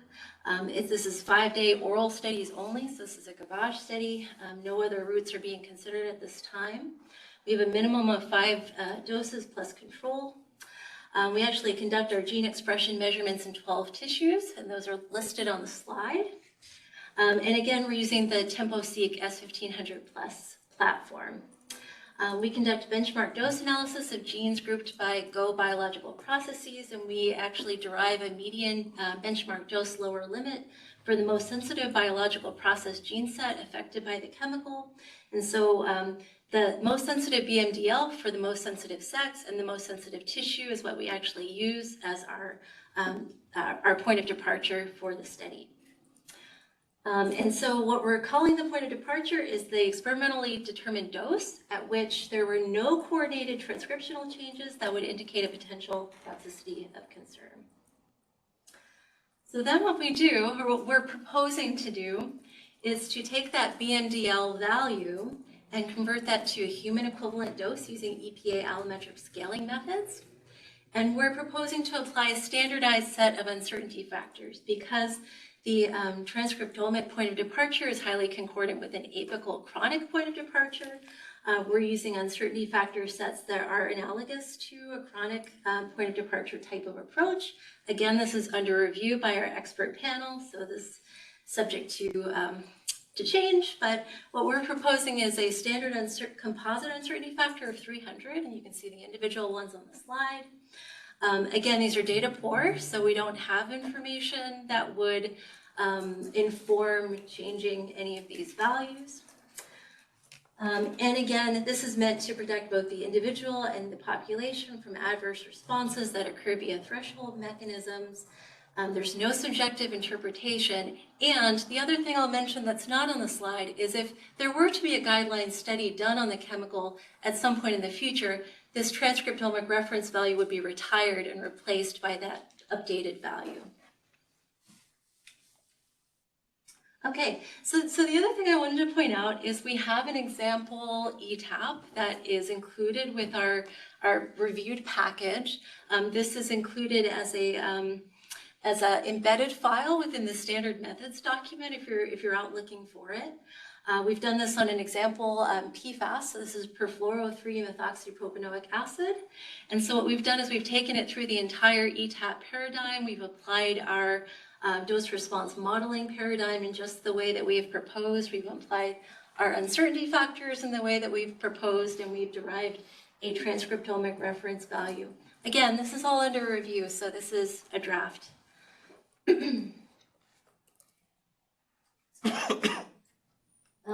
So the other part of this is the socioeconomic analysis of the value of the ETAP versus the traditional methods. And part of the reason why we embarked on this analysis is that in the 2009 Science and Decisions report that came out from the NRC, they really emphasized that time is a major and rarely acknowledged factor in the nature and quality of a risk assessment. So there's a lot of work that we can do to reduce uncertainty for a particular risk assessment, but you have to really consider the trade-offs in the time. And so we didn't really have a good way to assess what those trade-offs would be. And those certainly can significantly impact communities who are waiting on these results. So what we did a couple of years ago is we developed a value of information analysis. This was recommended it was recommended by the committee to provide a more objective decision framework in assessing time, uncertainty, and cost. And it's essentially a method for quantifying the expected gain in economic terms for reducing uncertainty through the collection of additional data or information. So it has been proposed for toxicology, but it hasn't really been applied very systematically. So again, we published a paper a couple of years ago, which was a framework that included a toy example, but we hadn't really applied it to a real world example at that phase. And it was really the first time that anybody had included the time dimension in really assessing the value of information for looking at one test versus another test and how it would actually affect a particular community. And so in this framework, what it actually can consider is a variety of different quantitative endpoints that we might actually consider in a risk assessment type of mode. And so these include exposure level, population variability in exposure, the affected population size, health effects, population variability in toxicity, and the cost of control and mitigation. It can also consider uncertainty in the effect level. So that could be uncertainty in the point of departure for a given chemical, the timeliness of the test, so how long does it take to get the information, and the cost of the test. It can consider two regulatory decision contexts, so looking at the benefit decision maker versus a target risk decision maker who make decisions in different ways. And those are idealized decision contexts, not real decision context, because we all know that there are a lot of factors that go into that. And what I'm showing you here on the slide, this is just kind of a toy example. So test A is, so you're looking at the annual social cost versus time for a test A, in which you would get information at year 3 versus a test B, in which you would get information at year 10. And so the expected net benefit of getting the data at year 3 is much greater than getting the data at year 10. So that's kind of how this sort of works in general. But for our particular case study, we looked at the ETAP, in which on average we get the data in 6 months, and on average it cost about 200 grand to conduct, versus a traditional 2-year study is what we compared it to here, which on average you get the data in 8 years, considering the time of testing and the time of the assessment, and on average, the cost is about $4 million. And so we considered all of these factors, and we actually used exposure data from several EPA databases like SHT, for example. We considered different population sizes. We actually did sensitivity analyses, so rather than having fixed numbers, we looked at a sliding scale of numbers. So if we had more people versus less people, how would that affect our analyses? For example, we looked at a range of cost of control and health cost, for example, and we actually looked at a 20-year time horizon is what we considered. And so if you actually look at this 20-year time horizon and you consider the benefit risk decision context and the target risk decision context, which I'm glossing over, I don't have a lot of time to get into what those two contexts are. But in general, the relative benefit of the ETAP comes from the shorter time frame to get a decision versus the longer time frame, largely. And so in the almost 300 scenarios that we looked at, changing all those different parameters, the ETAP is largely preferred over the traditional health assessment process because we can get information much sooner, even though the point of departure for that particular chemical might have more uncertainty around it. So that gets us to the end of all this. So where we've kind of ended up is we've kind of discussed about how relatively few chemicals have data that allow us to make decisions around them. We've talked about how transcriptomics dose response approximates apical dose response and how the transcriptomics data are generally concordant with the apical endpoint data. We've talked about the new draft human health assessment product and some of the trade-offs with the traditional health assessment process. We've talked about how we derive the transcriptomic reference values, at least our proposal, again, it's under review. And we've talked about the socioeconomic benefits, potentially, of getting some of these data sooner. So with that, I'll stop and invite your questions. Great, thank you very much. Any questions from Dr. DeWitt? A couple of times you mentioned apical endpoints. How are the apical endpoints for data poor chemicals identified?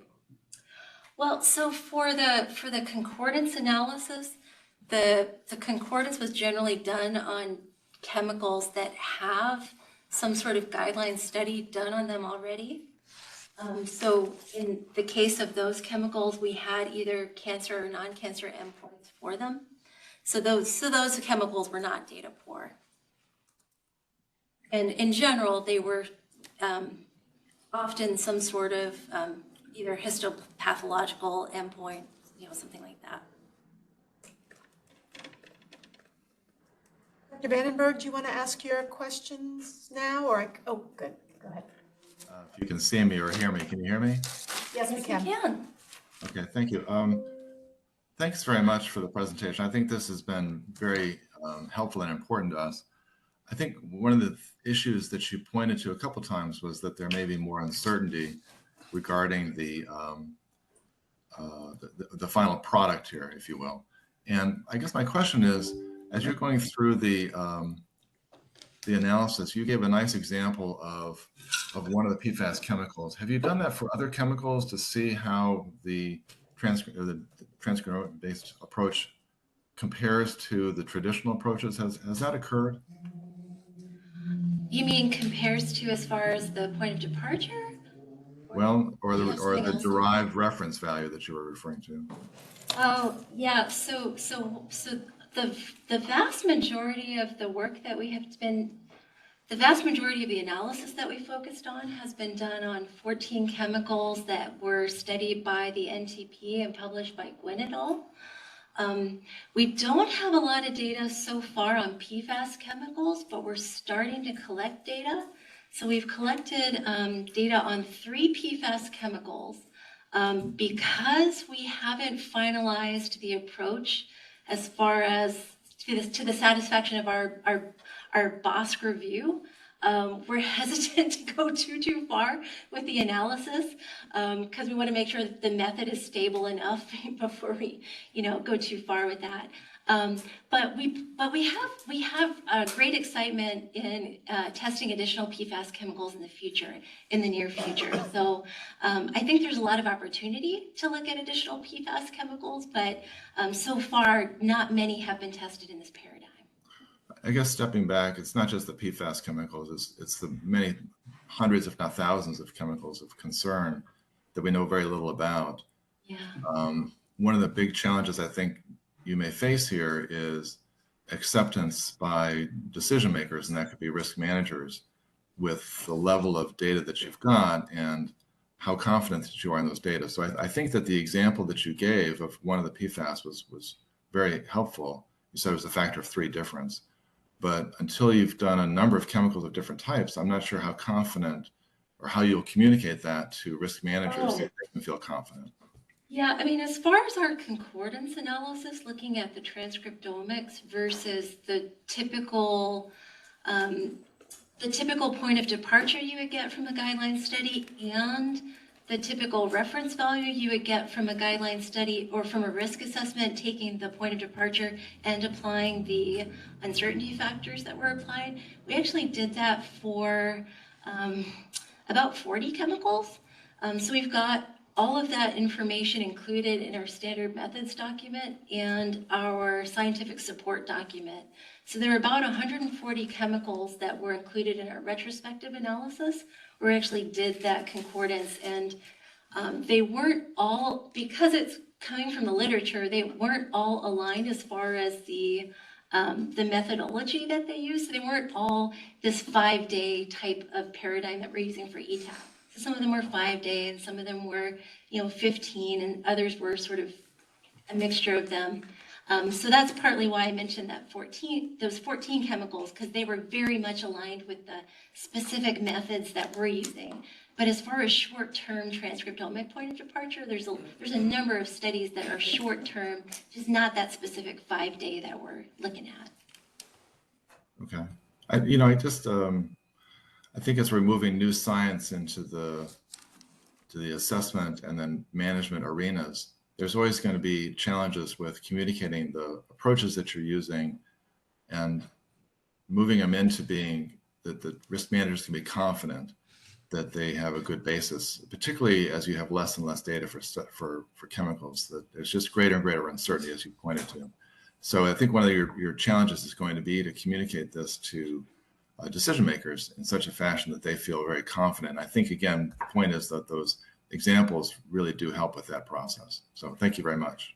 Yeah, absolutely. I think the other point, John, is that, uncertainty can be reduced both by improving a method and also by having more data.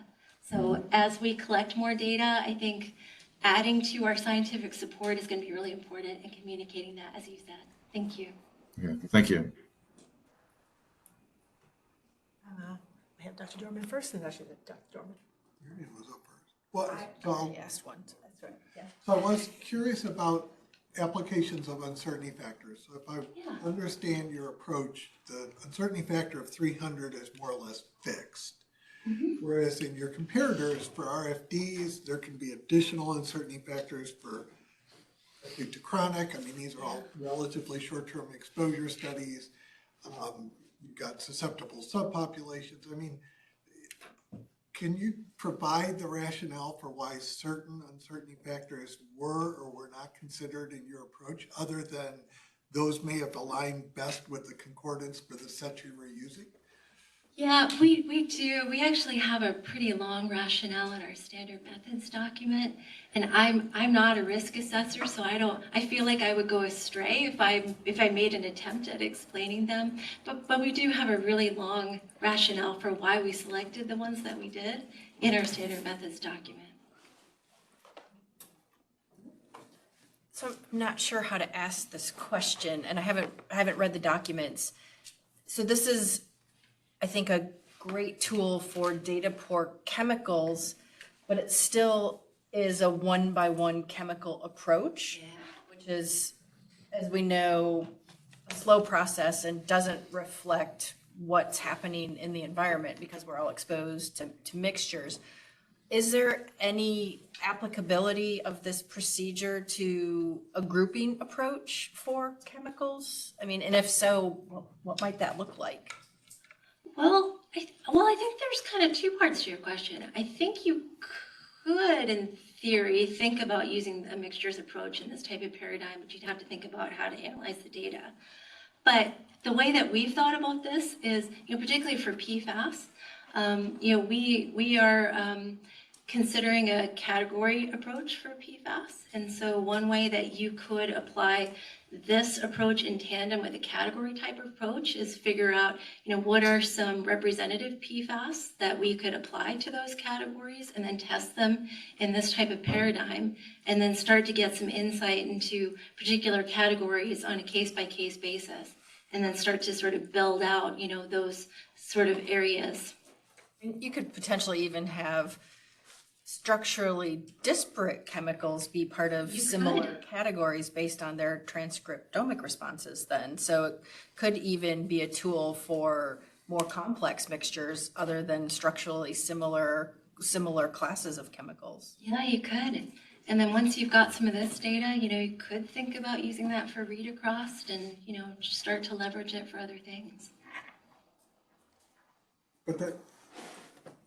So I'm a little confused now because your approach is relying upon finding like the most sensitive transcriptomic changes that may not be shared even among common chemicals. Right. So the How would you other side. merge, like how you would end up, would you end up doing like an ontological evaluation so that you're saying they're all, like say changing transcripts or, it just seems like eventually you have to try to pool across very different transcriptomic signals that you're getting for different chemicals, especially considering that you're picking the most sensitive one in the most sensitive tissue, in the probably most sensitive sex between the two sexes, so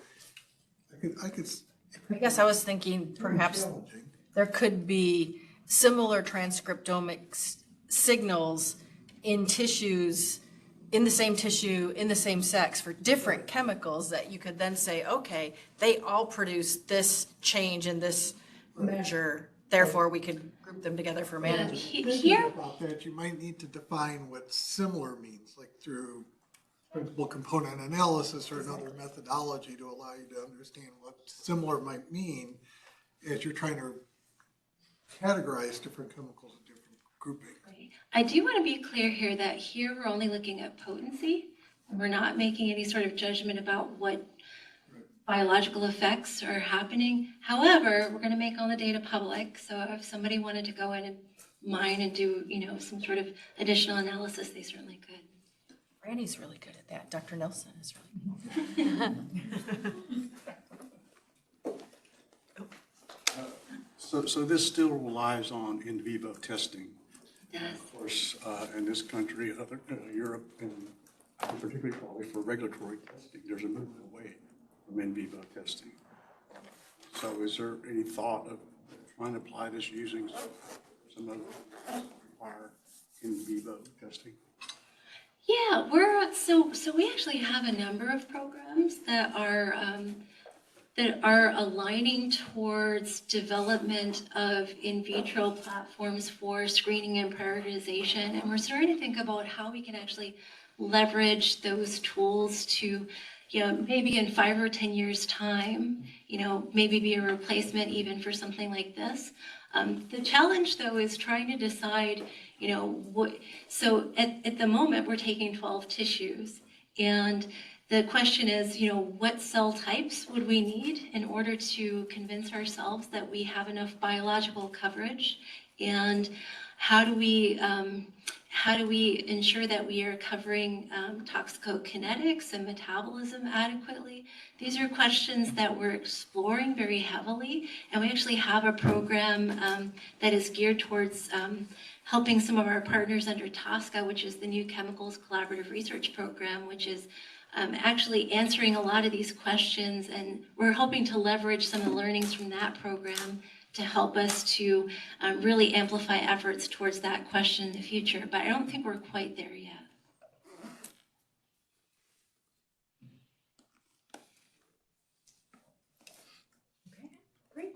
Thank you very, very much. This was very interesting. Thank you. I appreciate it. Okay.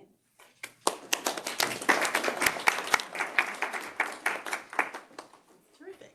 And now we are at the part of our agenda for public forum. I know we have at least one person who signed up. Just one, okay. And that's Mr. Waters. And so, please, the floor is yours, sir. From here? Sure, you could come up there if you'd like.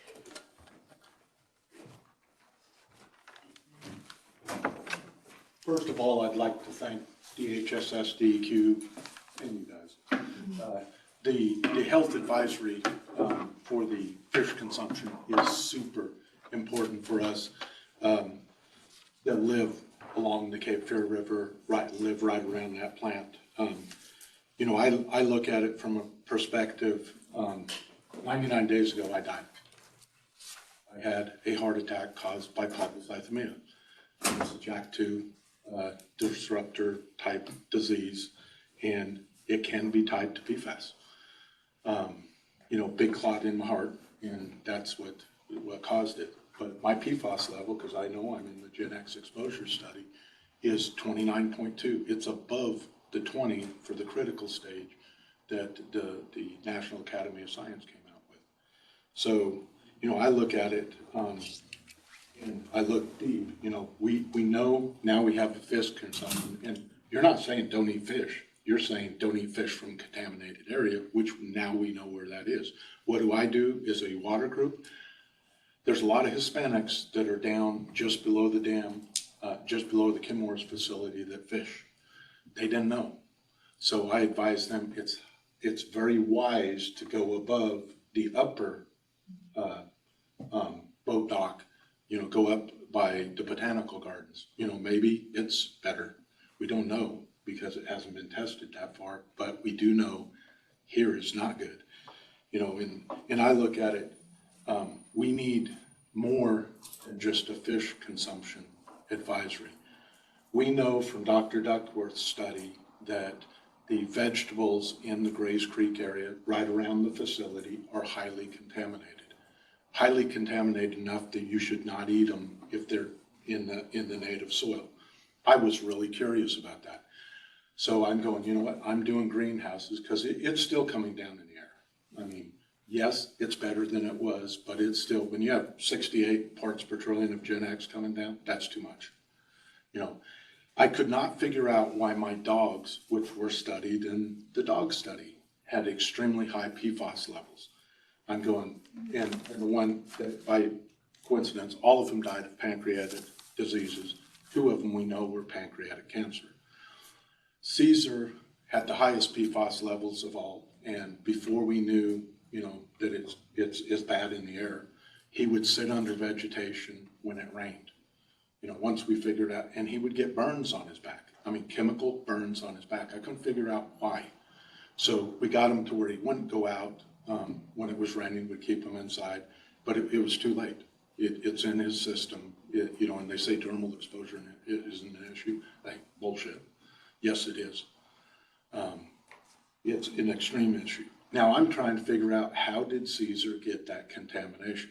So I was digging a 20-foot wide, 8-foot deep, 120-foot long trench to put in a geothermal system for a greenhouse so I could, you know, do above ground because I knew not to grow in there. So above ground where I test the soil, get it in, and hydroponic, 2-story greenhouse. What I found out, and I started thinking about this, I'm 20-foot wide, 8-foot deep. This is a perfect time to test the soil. I can take a 6-foot long stainless steel, it's got a screw point in the center, pound it into the sidewall. The last 3 foot we can take and test the soil. And we did 2 foot, 4 foot, 6 foot at 4 different locations. 2,550 nanograms per kilogram at 2 foot. That's root depth of your vegetables. It was the same way at 4 foot, and then it drops down to 200 nanograms per kilogram, and that's 13 plus chemicals. You know, so we know it's a fact. Dr. Duckworth has the information to show there should be a health advisory to personnel on gardening close to the facility. Advise them to do raised bed gardening in GAC filtered water, because it's serious. It killed me once already. I can't take it again. I have to decrease my PFAS consumption. And I'm doing everything I can with the gardening. I don't know if the vegetables are good out of the store. So the best way to do it is grow your own in the safest manner you can. And the only way other people could do that is getting an advice. We got the fish one, and I'm not eating bass out of the river anymore, because I was eating 2 to 3 a week, not one, 2 to 3 a week, and I would get them out of ponds and everywhere. Now I go up to Cherokee and I get trout from the trout farm, and yes, I have paid to have the trout tested because I can't take it it's got me. But that's concerning, it got me once. I can't take it again. But it's also compliance. Chemours has to comply with the consent order, and they're not. And they're not being held accountable for not complying. And you know what I'm talking about, Mr. Scott, because I've sent it to you multiple times. There is a drinking water compliance plan that goes with the consent order, and I know this really doesn't apply to you. It does to these guys, but you guys provide the guidance to them on developing health advisories and stuff like that. But you know what? If they don't hold them accountable to comply with it, then it's irrelevant. I'm concerned about the dam. You guys called it a barrier wall, I called it a dam. It backs up the groundwater. That groundwater, we already know, flows towards my neighborhood. They have removed the capability for you guys to know if my well's going up. I have a granular activated carbon system. In paragraph 5-2-8, it is required that they test raw water, midpoint, and finished water, post-GAC. But guess what? Quarterly, they're required to do that same exact test. They have said they don't have to do it. They don't have to comply with that. They don't care what DEQ says because it's a drinking water compliance plan. It's not the consent order. It's actually complying with paragraph 24. Now, that is a notice of violation. Every single test they've done that they haven't complied with that is a notice of violation they need to be held accountable for, just like the dumping they did, and I caught them in. But it's more than that. They're not flushing the hot water heaters. And this is as far as 3 weeks ago. So I know, Mr. Scott, you've talked to them, but they're not complying. You talk to Manuel Fort, he'll tell you, they did not even offer to flush his system. They didn't do it to Jamie White.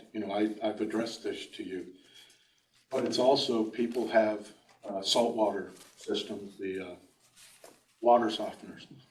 When you ask, hey, I have a water softener in place, are you going to replace that? No, we don't have to.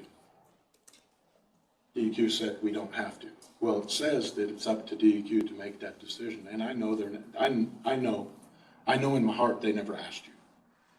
I still have mine sitting there because they said we're not going to replace it. They didn't even test. They're supposed to test after it. If it's contaminated, they replace it. They didn't. So I have a GAC system, and I still have iron because it's still getting through somewhat. But it's what I've noticed in my garden from the GAC water, my pH levels go up, so I have to put stuff to bring the pH levels down, which means it's very acidic water. Very acidic water contributes to cancer. So if I'm drinking acidic water, it is affecting my health, and I know you guys know that better than I do. But that's things that need to be taken into account. We need to go one step further than the fish consumption. I applaud all of you on that because I know it was hard. But we have to hold chemours accountable, and I do. I pull down every week. I pull down the air quality stuff. I see it's odd because the dry is worse than than the wet rain sample. I have an air monitoring site on my property, and hey, tell me if the power's off because usually it's just the breaker went flipped, and I fix it. But I'm 99 days ago I was dead for 3 minutes. I've been resurrected. It took Jesus 3 days to come back. It took me 2 minutes 38 seconds. Technology's great. I do not want to ascend.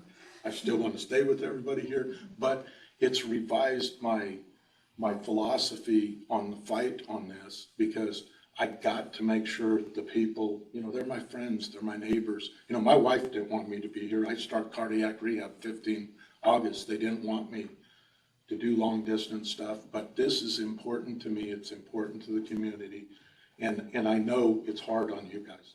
I'm going, the governor wants Wolfspeed. Wolfspeed needs more Nafion. More Nafion gets into the air. I mean, we have higher Nafion than Gen X in the air sampling now, 68, 120, so Nafion is higher and they want to increase production on that. So, why is that still coming out? And I know Gen X is what's targeted in the consent order, but please, you guys advise them. You guys really think about it on the health advisory for gardens. It's at least something to the people, because I'm getting asked.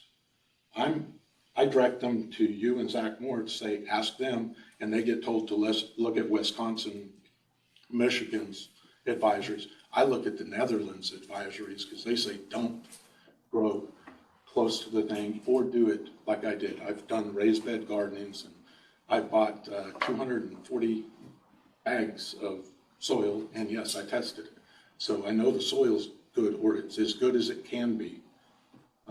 And it's serious, because I didn't really think about the fish upriver from the plant until now. When I saw where you tested, that alarmed me, because I couldn't figure out why is my PFAS, at 19.4, it went up. So, and I give blood in October too.